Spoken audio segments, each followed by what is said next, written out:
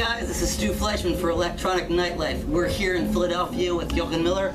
Jochen, thank you so much for joining us. No problem. What a shock that we're here with a DJ from the Netherlands. You never get that, right? That's like, what a shock. All right, now, Jochen, let's start from the beginning. You're you're unique in that your upbringing. You were surrounded by disco club nightlife. Talk a little bit about how that influenced you growing up, having the club, running in your blood, so to speak. No, my parents own a club, so after school practicing during the week. I had a lot of time to practicing during the week. I had the opportunity to practicing a lot.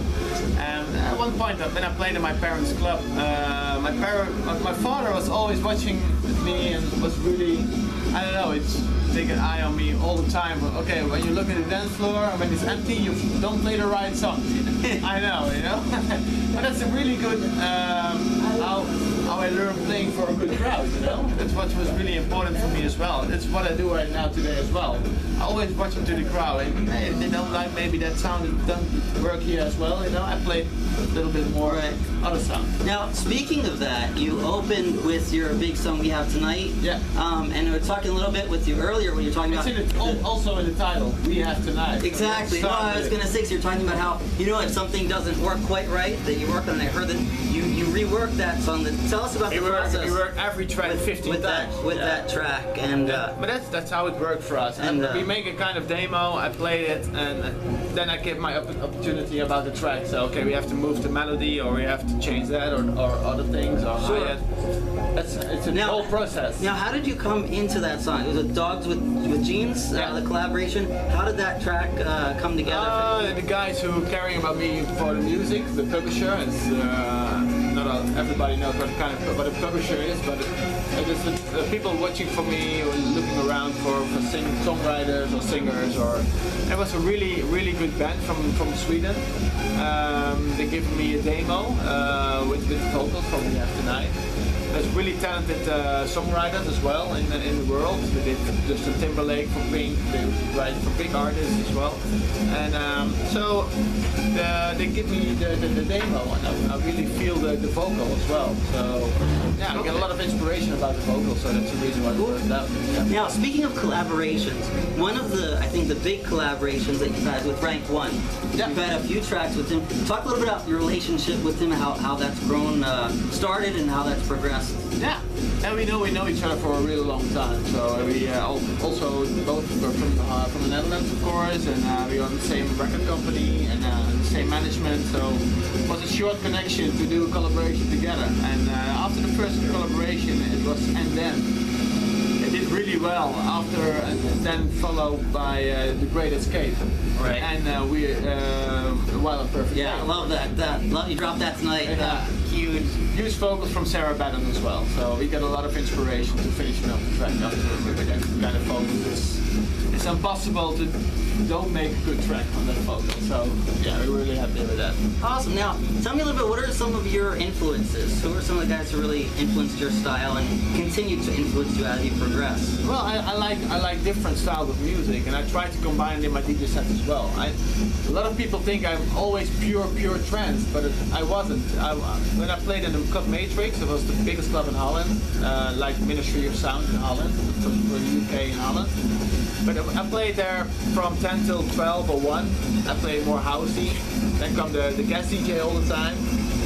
Every week we have a different guest DJ like Armin or Chesto or whatever, back in the days, like 2002 till 2008. So, and afterwards, from 3 till 5, I close in the night every week. So then I play more uplifting, more trance. So I never played the real trance. But that's the reason I try to play my own sound, Sure. And there's always kind of energy in the tracks as a typical Jochen Miller drive. And sometimes there's more housey tracks, sometimes more trancey tracks. But I don't want to speak in genres. I want to speak in energy. Right. It's all about the energy for me.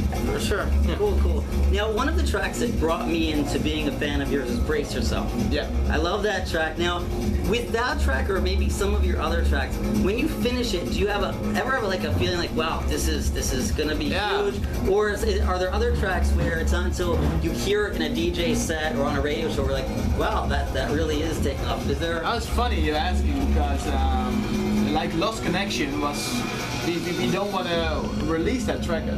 We don't want to release that track, but I tested out, and Rank 1 was testing it out. We only give it to Rank 1 and myself to test it out. And I was not supposed to release it, but the guys, Rank 1 said, for me it's the biggest track in my DJ set. Yeah, for me as well, but nobody think that's a big song, you know? Right. Yeah. Okay, let's give it a try. But it was big. So sometimes it really is the road testing. Yeah, Armin mashed it up really with his song that day. What kind of song was it? Right. I can't remember. Oh. But he did a big mashup with his own song. Right. And so, Brace Yourself is that's a track from the beginning. It was totally different than other tracks. The sound was different, and the melody was really catchy. So I knew before, well, this is still gonna be big. Yeah. Cool. Now you mentioned Armin. Your radio show Stay Connect is on a State of Sundays with Armin.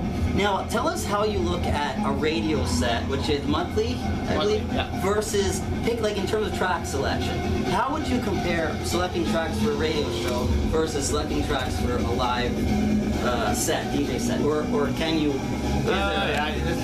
I get 80 promos a day, you know, but it's really hard to pick good things out. But I think the most important thing is that my radio show give people to show what kind of new things coming up. You know what I mean? And the kind of, you don't have to make your, I think it's not good to make your radio show totally different than your DJ sets. So you have to compare a little bit to each other. Right. But I want to, I do it once a month, so every track don't have to be in the first edition, you know what I mean? The other edition. So you have to play brand new tracks all the time. So if you do it once a month, then it's possible. If you do it every week, then it's really hard. For me, it's really hard to find every week 10 new tracks to play. Sure. Yeah. And you're touring, you get time. I mean, it's I'm not feeling every track, you know. Sure. When I'm feeling a track, I play it for a longer time. That's another side. Cool. Now, tell us, are there any producers, up and coming producers or vocalists who you have your eye on? You're like really interested, a lot of good stuff that you're following these days. Yeah, right now I'm doing a collaboration with Paris and Simo. The guys are really on roll, really nice guys, young kids. And another guy is Thomas Nielsen. He's from the Netherlands. He's 15 years old. Wow. I played a song from him tonight as well. And he's the son of Marco V. So, really? Yeah. That's talk about having it in your blood. And that's a funny story. When he's on tour, he didn't know. And he's producing music in his studio all the time.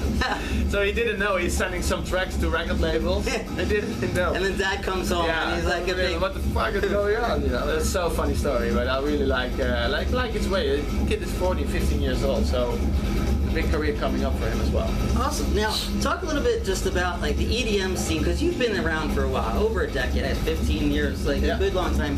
How would you say that EDM has progressed in your view over the years, maybe in the US compared to abroad or just in general? Yeah.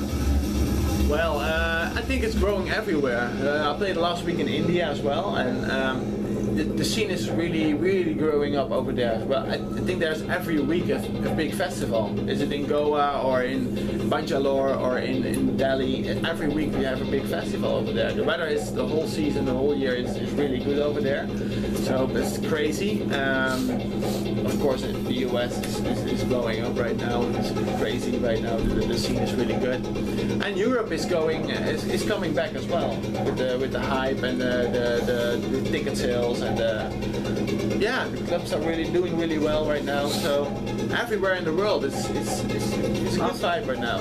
Cool. Europe was 2 years ago. Europe was falling down a little bit. But it's picking now back up. Now it's going up. New like energy. Tomorrowland and Mysteryland were really good. Dance Valley was really good festival. That was your first big Dance Valley, right? The mixing championships in the finals. Yeah.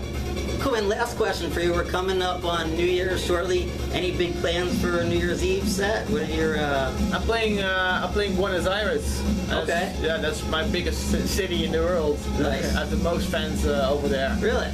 So yeah, awesome. We'll be good. We'll be great. Cool. I'm coming back in the US too. Awesome. I'm playing in Los Angeles at the 8th of November and the 9th in San Diego. Cool.